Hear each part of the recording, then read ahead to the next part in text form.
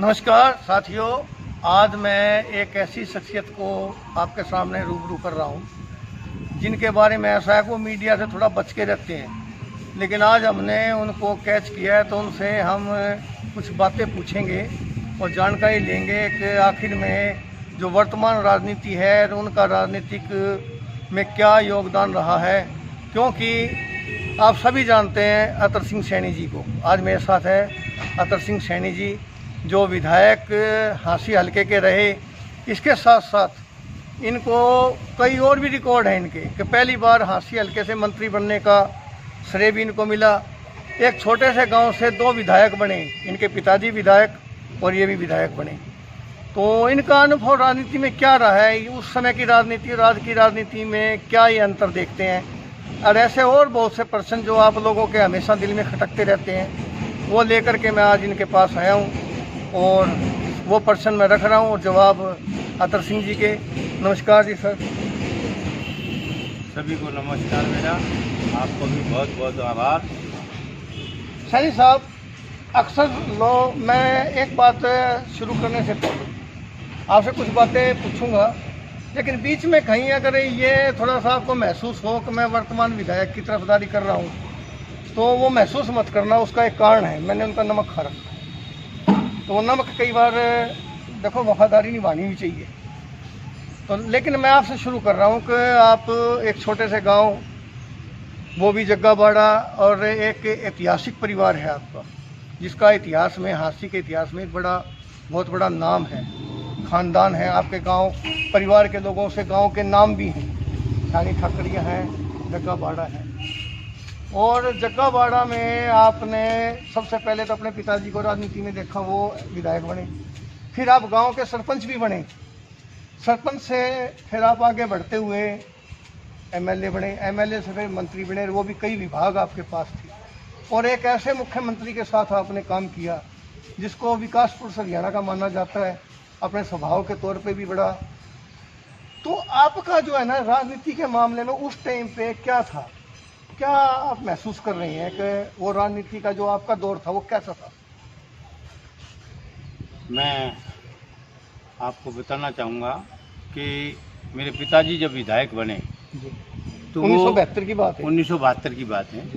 मैं कॉलेज में पढ़ता था, सेकेंड ईयर में था, और हमारा कोई प्लान नहीं था कि भाई चुनाव लड़ेंगे या वो लड़ेंगे। तो मेरे को वहाँ, मैं जहाँ रहता था तो मेरे नीचे जो थे उनके बारे में मैं रहता था, वो बिहारी लाल पहलवान थे और उनको मैं नाना कहा करता था।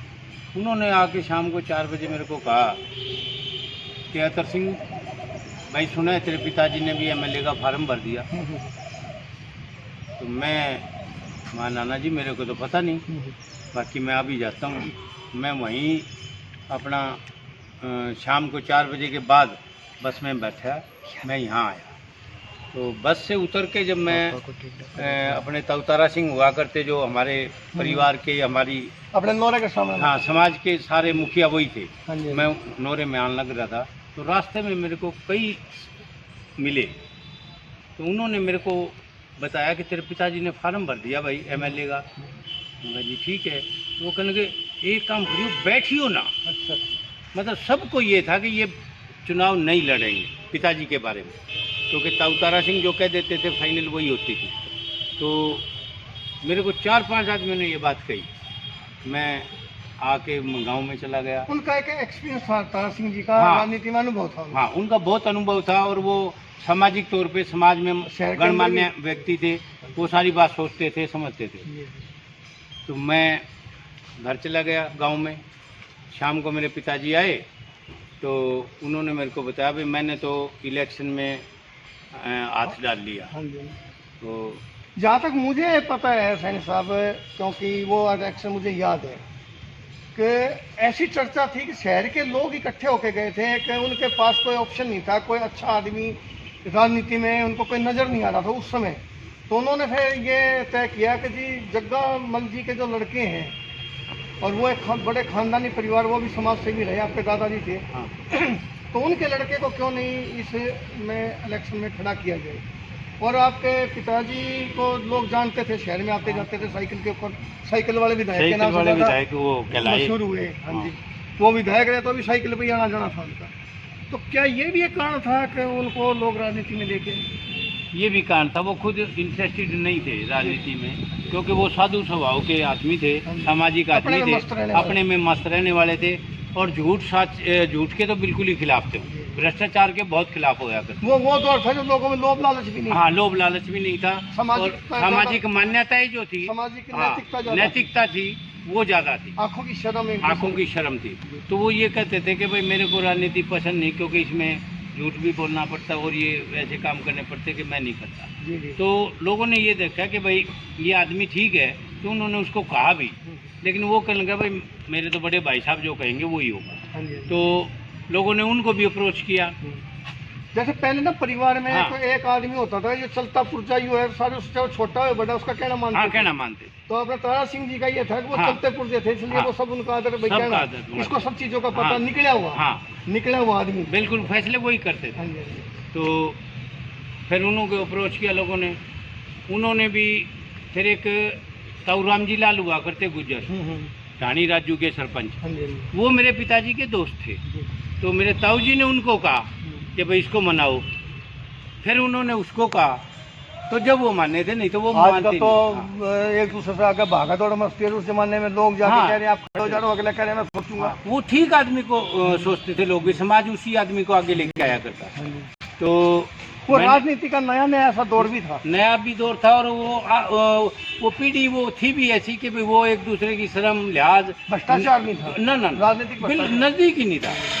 और जो कोई सिफारिश लेके भी आ जाता तो वो पहले ये कह देता था देख भाई इससे ये गलती होगी और ये गलती ठीक करनी है। तो उसको ये नहीं, छुपा के नहीं करते थे, बता के उससे पश्चाताप करवा के माफी मंगवा के उस बात को ठीक करते थे सामाजिक तौर हाँ। पे। आजकल क्या करते हैं, आजकल तो गलती भी करते हैं और दोष भी दिखाते हैं, वो नहीं था। और यूँ कहते हैं फिर और तेरा क्या फायदा होगा फिर सिफारिश करने के वो लिए। जो समय था 1972 से लेके 1977 तक का, जी। 5 साल का, जी। वो दौर बड़ा अच्छा रहा है लोगों का। आज भी जो जिन लोगों ने देखा, हमने देखा, उसके बाद फिर एक लंबा पीरियड चला गया। उसके बाद फिर जब आपका मौका आया, लेकिन आप तो पहला इलेक्शन में जैसे रह गए थे, हार गए थे, और अमूमन ये होता भी है राजनीति के अंदर क्योंकि इंट्रोडक्शन थे। लेकिन सेकंड जो इलेक्शन था, नहीं, मैं पहले की बात बताऊंगा आपको। आप रिकॉर्ड तौर पर मुझसे जीत गए थे। मैं पहले की बात बताऊंगा। जो पहला इलेक्शन आप कह रहे हो 91 का, वो चौधरी बंसीलाल ने मेरे को विकास पार्टी की टिकट दी। कहने लगे भाई आप चुनाव लड़ो। पहले तो कहने लगे जा फार्म भरा, मैंने मना कर दिया। माँ जी मैं आज़ाद चुनाव नहीं लड़ूंगा, आप लड़ाओगे पार्टी की तरफ से तो लड़ूंगा। जी। उन्होंने अगले दिन मेरे को टिकट दे दी, मैं टिकट लेके आया, मैंने फार्म भर दिया। 4 दिन हमने वोट मांगे, बड़ा जोश था अपने सारे साथियों में। उसके बाद वो जो टिकट थी, वो मेरी टिकट चौधरी बंसीलाल ने नहीं काटी, वो सारी की सारी जो जनता दल के साथ समझौता था उसमें कट गई। वो सीट ही उनके बाटे आ गई। तो उस चीज का जनता दल के लोगों में रोष आया। उसका रोष आया लोगों में। और सेकंड टाइम आपको भारी बहुमत से सेकंड से पहले की बता देता हूँ हाँ आपको। जी। सारा मैं मना कर गया चुनाव लड़ने से। सारा शहर सारा देहात इकट्ठा होगा पंचायती धर्मशाला में, कहने लगे हम तो लड़ाएंगे, अब तक तो आप टिकट के सारे लड़ रहे थे, हम आप लड़ाएंगे अब। और मजबूरन मेरे पिताजी को कहने लगे कि भाई बोल। वो कहने लगा भाई जिस तरह तुम करो ठीक है। तो वहाँ पे 21 आदमी कमेटी बनी शहर की और देहात की, और कहने लगे ये फैसला करेंगे। उन्होंने शाम को 4 बजे फिर बोले 4 बजे आ जाओ भाई। 4 बजे फिर इकट्ठे हो गए, बोले भाई हमने तो इसको चुनाव लड़ाने का फैसला कर लिया। पिताजी कहने लगे ठीक है भाई। सैनी साहब, एक सामाजिक स्तर के ऊपर आप समाज के विधायक माने गए, हाँ, और आप जैसे लोग, पता नहीं कारण क्या है कि जितना लोगों के पास संपत्ति विधायक बनने के बाद या राजनीति में आने के बाद भ्रष्टाचार से जोड़ के इकट्ठी करते हैं, वो तो भगवान की दया से पहले से ही आपके पास इतनी संपत्ति है कि आपको भ्रष्टाचार इतना तो करने की जरूरत नहीं। और जब आप विधायक बन गए, उसके बाद मंत्री बने, काफ़ी विभाग थे, और मेरे को तो काफ़ी चीज़ों का पता भी ये चला था कि लोग बड़े बड़े अमाउंट ले लेके आपके पास जाते थे, आपने कभी उन चीज़ों की तरफ गौर नहीं किया। लोग यहाँ तक पूछते थे यार हमने कोई सीधी तो बताओ जहाँ हम कुछ दे के कोई काम करवा सके लोग कोई। लेकिन फिर भी आप तो नहीं कर रहे, लेकिन कहीं ना कहीं से साथ रहने वाले जो जिनको कहते हैं रेस्ट हाउस के गमले, वो कहीं ना कहीं ऐसी गड़बड़ कर जाते हैं, तो उसका फिर एक खामियाजा सा आपको भुगतना पड़ा। क्या आपको पता है? ऐसा है जगदीश जी, आपने कई सवाल एक ही बात में पूछेंगे, अब मैं एक एक बात का जवाब दे दूं आपको। हाँ जी, हाँ जी, ये पब्लिक के सवाल है। हाँ, पब्लिक के आपने एक एक करके जहन में है, हाँ जी। जहन में तो वो मैं बता देता हूँ जी जी कि पहली बात तो ये जी कि भाई मैं दूसरे इलेक्शन में जीता, जी। आप ये मान रहे हो। हाँ जी, हाँ जी, मैं ये कह रहा हूँ कि मैं पहले इलेक्शन में भी जीता, जी। मेरे को बेईमानी से हराया गया। सर, लोगों का प्यार, लोगों का सहयोग और लोगों का आशीर्वाद इतना मिला जनता का कि पहला इलेक्शन मैंने जीत लिया था वोटों में। हाँ जी, अब मैं आपको बताता हूँ कैसे। आज़ाद मैं था, आज़ाद ही अमीरचंद मक्कड़ था, वो भजनलाल ने खड़ा कर रखा था, मैं जनता ने खड़ा कर रखा था, जनता के आशीर्वाद से भाईचारे से खड़ा था। भाईचारे ने वोट देने में कोई कसर नहीं छोड़ी, उन्होंने जिता दिया। गिनती मेरी जब हुई, जब चीफ मिनिस्टर भजनलाल बन चुका था, आज उसने ओथ ले ली, अगले दिन मेरी गिनती हुई, उसने एसडीएम को बोल दिया कि भाई ये मेरा आदमी है। तो मेरी 1200 से हार हुई, जो उसके तौर पे, कानूनी तौर पे। लेकिन असलियत में 3794 वोट मेरे कैंसिल किए गए ताकि उसको जिताया जा सके, और वो चौधरी भजनलाल के इशारे पे। क्यों? वो चीफ मिनिस्टर बन गया था, वो उनको था, उनको ऑफिसर को तो माननी पड़ेगी, एसडीएम था यहाँ पे। हाँ, मुझे एक बात और याद आई है, नहीं थोड़ी सी मैं आपकी हाँ, बात बताओ। में रोकता हूँ। एक 1982 का इलेक्शन हुआ था, उसके अंदर हरी सिंह सैनी जी खड़े थे और जयनारायण गुर्जर जी थे, और मेरे ख्याल से तीसरे थे अमीरचंद मक्कड़। उस दौरान जब गिनती हो रही थी तो कचहरी चौकों पर बहुत भारी भीड़ थी, और शुरू के राउंडों में हरी सिंह सैनी ऊपर थे, लेकिन बाद में वहाँ से सारा हुआ, नीचे आ रहे हैं, तो ये पता लगा पुलिस ने एकदम आके सारी पब्लिक हटा दी। तो जैसे आप बता रहे हो, वो उस दौर भी शुरू होना था, तो एसडीएम ने कहा जी मेरे को दबाव है, मुझे आपको डिक्लेयर करना है, आप क्या चाहते हो? बोला मैं गिनती में जीतता हूँ तो मैं जीतूंगा, और टेलीफोन अगर आ रहा है तो मैं जीतूँ, कोई जो जीता उसने जीता हूँ। देखो ईमानदारी, और आपको तो ध्यान होगा, लेकिन मुझे याद है क्योंकि हम उस वक्त वहीं थे मौजूद। तो जब ये बात आई कि भाई जीतने वाला दूसरा कैंडिडेट है, मेरे को धक्के से ऊपर से दबाव में जिताया जाएगा, तो चौधरी हरी सिंह खड़े होकर चले गई, ये कहती है नैतिकता। उन्होंने कहा नहीं, और वो उसके बाद वो इलेक्शन हार गए थे, उसके बाद तो फिर कभी वो दोबारा उन्होंने कोशिश नहीं की, और ऐसा ही आपके दौर में हुआ। तो वो आदमी कहता है मेरे को जिता दो, देखो नैतिकता एकदम कितनी बदल जाती है। बहुत बदलती है। मेरे को फिर मेरे चुनाव में 91 का चुनाव मैं हारा हुआ नहीं मानता, मैं अपने आप को जीता मानता हूँ, क्योंकि जनता ने इतना आशीर्वाद दिया, सहयोग दिया, प्यार दिया। जनता ने उस बात का बुरा मनाया कि भाई इसके साथ नाइंसाफी हुई है, तो उसी का ये है, तो अगली बार आपने भारी बहुमत दिया। उसका इतना वो दिया। आज तक की बात कर रहा हूँ मैं। एक मिनट, आज तक इतने वोट किसी के रिकॉर्ड बहुमत 62% वोट आए थे। आज तक अब हरियाणा के आए हैं 53,000, वो भी 50% से कम आए हैं। जो पोल्ड वोट थे मेरे, उसका 62% वोट लोगों ने दिया। तो यहाँ मैं एक बात और पूछना चाहता हूँ, इतना सब कुछ था, आपका मिलनसार स्वभाव था, आपने गली गली में जाके काम भी चेक किए। बीच में एक बात और कही थी, आपने सवाल पूछा था भ्रष्टाचार का, तो भाई आपने नहीं किया, आपके नज़दीक वालों ने किया। भ्रष्टाचार की जहाँ तक बात है कि ये शुरू से ही हमारे संस्कार में ही थी, मेरे पिताजी के, हमारे परिवार के, कि भाई हमने जो जन सेवा करनी है, भगवान ने जितना ये भ्रष्टाचार करके कमाते हैं ना, उतना तो मैं पैदा हुआ उस दिन दे दिया था भगवान ने। मैंने आपको बताया, आपने कहा ना बीच में, और कैसे दे दिया मैं बताता हूँ आपको। 100 एकड़ तो जमीन आपके मेरे पिताजी के मैं अकेला हूँ, मेरे बहन भी नहीं, मेरे भाई भी नहीं, तो जो उसका था वो सारा मेरा है। अगर 4 और हो जाते तो 4 जगह बढ़ जाती, तो मैं क्यों करूँगा भ्रष्टाचार? देखो ना, ऐसा है कि आपके खानदान की जमीन सीसाईपुर से शुरू होती है, और मैं जब तक पहुंच जाते हैं, ये आपका पारिवारिक जो है, और उसके अंदर से आपका बहुत बड़ा परिवार है जिसके जिम्मे बहुत ज़मीनें आपके एग्रीकल्चर लैंड है। तो भ्रष्टाचार की तो आपको वैसे कोई जरूरत नहीं, संस्कारी थे। बात संस्कार की है। हाँ जी, संस्कार वैसे तो मेरे से ज़्यादा कईयों पे है, लेकिन वो भी करते हैं, फिर भी करते हैं। मैं ये संस्कार की भी बात है। अपनी जमीन नहीं मानती। हाँ, जमीन नहीं मानती। और झूठ का हम साथ नहीं दे सकते, सच के बगैर हम नहीं रह चलो सकते। मैं एक बात आप और और पूछता हूँ। पूछिए, अब वो क्या जो बात थी हाँ कि जब आप एमएलए मंत्री बन गए थे, और मैंने ये भी ध्यान है कि आप गलियों में विकास कार्य देखते, गलियों में भी चक्कर लगा लगा के मंत्री होते हुए जा के चेक करते, लोगों से पूछते थे भी काम ठीक हो रहा है कि नहीं हो रहा। लेकिन उसके बाद आपने क्या महसूस किया कि आपका एकदम विरोध हुआ? उसके पीछे क्या रीजन था? वो बता देता हूँ। उसका ये विरोध मेरा नहीं हुआ, विरोध इसलिए हुआ कि हमारी सरकार गिर गई बीच में और चौटाला साहब की सरकार बन गई। उस वक़्त हमारी पार्टी जो थी ना वो बहुत डाउन चली गई, और चुनाव जब हुआ, चुनाव में हमारे नेता थे शराबबंदी का भी कुछ असर हो गया। हमारे नेता थे चौधरी बंसीलाल, वो भी तोशाम छोड़ के भिवानी चले गए। तो एक मैसेज चला गया कि ये पार्टी समाप्त होने के नज़दीक है, तो फिर समाप्त हो ही गई और समाप्त हो ही गई।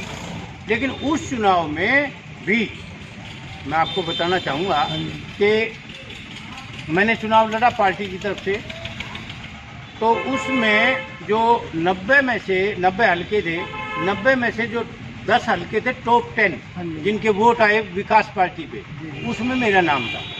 90 में सारे हरियाणा में टॉप 10 में जो 10 कैंडिडेट विकास पार्टी के ज़्यादा वोटों वाले थे। आज भी जब राजनीति में उंगली उठती है कि भाई हमें आगे कैंडिडेट कौन सा, तो लोगों का एकदम रुझान आपकी तरफ आता है।